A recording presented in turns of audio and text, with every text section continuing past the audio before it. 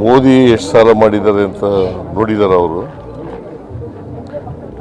ಸಾಲ ಮಾಡಲೇಬೇಕಾದಂಥ ಸಾಲ ಮಾಡದೇನೆ ಅಭಿವೃದ್ಧಿ ಮಾಡೋಕ್ಕಾಗಲ್ಲ ಯಾವುದೇ ರಾಜ್ಯ. ಆದರೆ ಫಿಸ್ಕಲ್ ರೆಸ್ಪಾನ್ಸಿಬಿಲಿಟಿ ಆ್ಯಕ್ಟ್ ಮಾಡ್ಕೊಂಡಿದ್ದೀವಿ ನಾವು. ಅದರ ಮಾನದಂಡಗಳ ಮಿತಿನಲ್ಲಿರಬೇಕು. ಮಾನದಂಡಗಳ ಮಿತಿನಲ್ಲಿರಬೇಕು.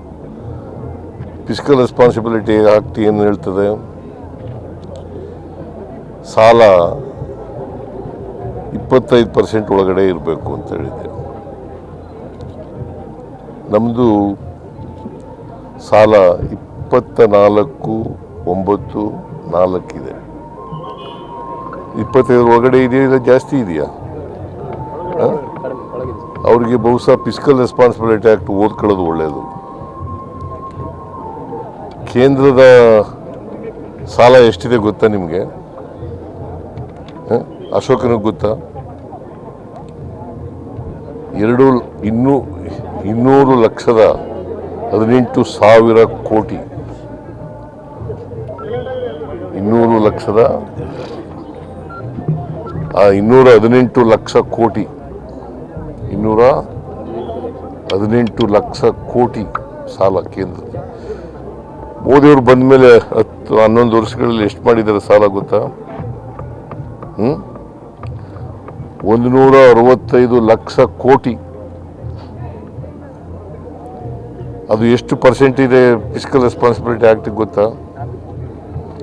55.6%. 55.6%. ಆಮೇಲೆ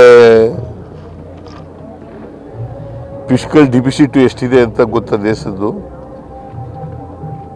4.4. ಎಷ್ಟು ಒಳಗಡೆ ಇರಬೇಕು? 3 ಒಳಗಡೆ ಇರಬೇಕು. ಅವರು 4.4. ನಮ್ಮದು ಫಿಸ್ಕಲ್ ಡಿಫಿಸಿಟ್ ಎಷ್ಟಿದೆ ಗೊತ್ತಾ? 2.95. ಅಂದರೆ 3% ಒಳಗಡೆ ಇದೆಯಲ್ಲ ಆಫ್ GDP. ನಮ್ಮದು GDP ಎಷ್ಟು ಗೊತ್ತಾ? ಕರ್ನಾಟಕದ GDP 33,55,500 ಕೋಟಿ. 33,05,500 ಕೋಟಿ. ಅಂದರೆ ನಾವು 25% ಒಳಗಡೆ ಇದ್ದೀವಿ. ಅವರು ಫಿಸ್ಕಲ್ ರೆಸ್ಪಾನ್ಸಿಬಿಲಿಟಿ ಆ್ಯಕ್ಟ್ ಓದ್ಕೊಳ್ಳೋದು ಒಳ್ಳೆಯದು.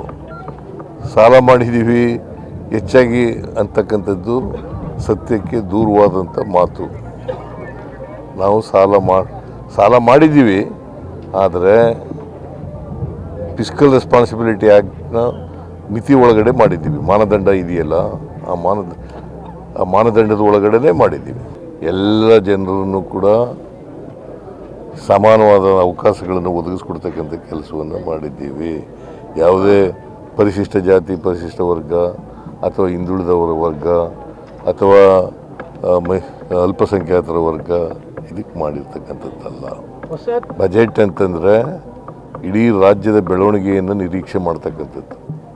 ಆರ್ಥಿಕ ಅಭಿವೃದ್ಧಿ ಇಡೀ ರಾಜ್ಯದಾಗಬೇಕು.